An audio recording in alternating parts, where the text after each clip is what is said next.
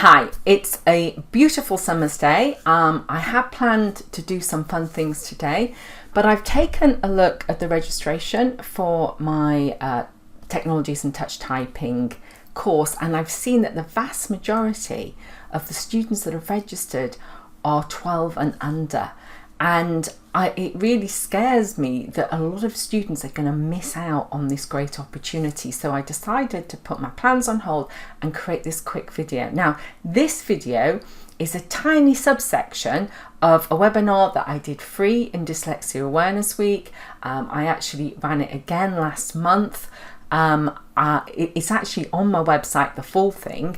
I've also done many, probably 33 different free Senko webinars to teach Senkos this. So I thought that I would get some more older students on, but I haven't. And I'm concerned that one of my slides has caused this problem. So I'm just going to bang through these slides quickly to try and explain why we should have teens on this course and why it will really benefit them. So here goes. Right, this is an article that was in the Independent last time we had exams, and it explains why the current exam system discriminates against students with SEN, particularly dyslexia. I will give a link to that so you can read it yourself. It focuses on English language and maths GCSE, and it focuses on those because they're gatekeepers. Without those, it's really hard for our gifted dyslexics to go on and study the things that they will be good at because they don't have these qualifications. Now, I can't help you with this course or in this video with maths GCSE, but I can with English language and all other essay subjects. So it'll be history, RS, psychology, politics, whatever students need to write essays for, this will help them. English literature, creative writing, anything. So this is something from the JCQ. Now the JCQ oversees all the exam organisations, and they recommend students use what I'm going to show you. Now, what I believe is the best setup for exams is that students use a computer reader. That is, they have the exam read to them out aloud. They wear headphones. They can be in a hall with lots of other people, but they wear headphones and it will be read aloud to them. There are a number of different computer readers. I'm not going to try to explain them all because I have lots of this on my website. You've got the scanning pen that you can put in the headphones, so you don't need a laptop. So that's the cheapest and easiest way. But if the student is a laptop user in exams, they can also use the type of computer reader I'm going to show you. So why do I think you need a computer reader and use a laptop? Well, if you have the questions read aloud, not only does it improve confidence and stops students going off on a tangent because they've panicked and read the question wrong and gone and written lots of right stuff but not got marks because they've gone off on a tangent. And the point I haven't written there is it's quicker. What we find is dyslexic students have to read and reread the passage in order to make sure they've really understood it. So if they use a computer reader, it improves their confidence, it makes sure they don't go off on a tangent, and it stops them wasting time reading and rereading to check that they've understood it. If they're a laptop user in exams, that means they type rather than handwrite their exams. They are much faster. Now, the speed of reading and the speed of writing is really important because every exam is a test of speed as well as knowledge. So very often my children would have lots more that they could have got out of their brain and put on the exam paper, but they ran out of time, even with extra time. And so therefore, this is brilliant for them. Now, it also helps them organise their writing if they can type. Cut and paste is a gift for lateral thinkers. Most dyslexics like me are not linear thinkers. We don't see the question and think, oh, right, this is my introduction, first point, second point, conclusion. We don't get it like that. We think, oh, must include this, must include that, mustn't forget that, oh, I should say that. And so if we type, it enables us to go and brain dump everything down and then organise and think, okay, that should go in the introduction, that should go in the conclusion, I'll put this in my first point. We need that. I could not handwrite an email because I'm forever having to move things around, and this is it's an essential skill for lateral thinkers when they are writing an essay. It also gives them the ability to listen to their answers, to listen back and think, oh, that doesn't make sense. And therefore it helps them to actually submit a far better quality piece of work.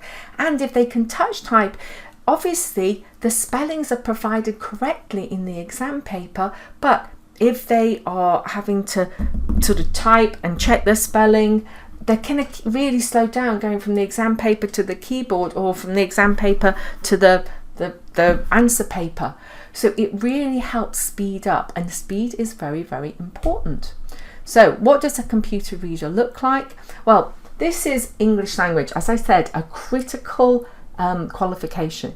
My son got a grade 4 after much work with him, but it's great. I was delighted because it means he can now go on, well, he's at university, he's doing the second year, he's getting a first at maths at the moment, but it just passed English was really, really difficult for him. I have a friend whose son has failed English 7 times, English language. He still hasn't passed. That makes a huge difference to his what he's capable of doing going forward. And this is English language GCSE. Now this is just one paper, and in order to answer the questions on the paper you have to read this insert, and this is just the first question.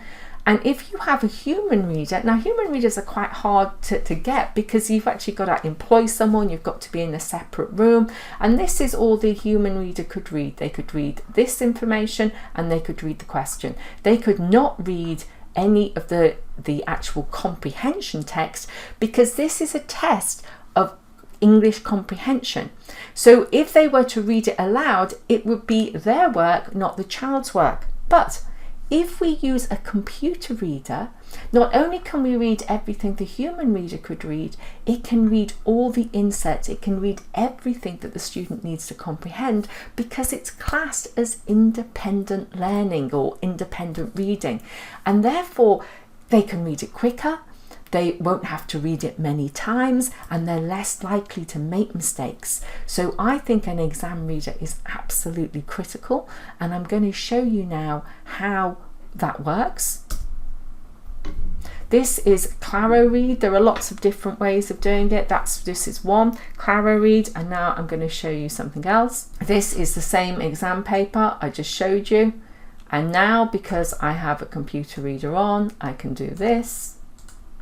Using a time machine, an organism. Right, I'm not going to go into any more detail than that. And when it comes to touch typing, this is just an example of English language GCSE. Both the exam boards AQA and OCR do 2 papers. Each paper is 1 hour and 45 minutes long. That's an hour.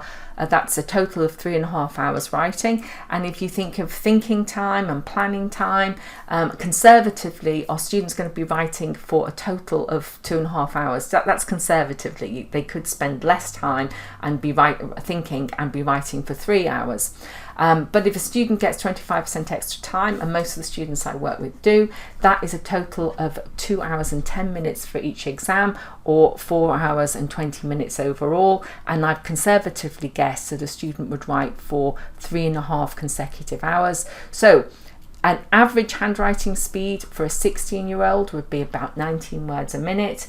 For an OK typist, that's persevered, I would say they normally do about 29 words a minute, and I would hope that my 16-year-olds before they do GCSEs will mostly be typing about 50 words a minute. So what difference does that make if you have 3.5 hours of continuous writing? Well, if you're handwriting, you could write 266 sentences.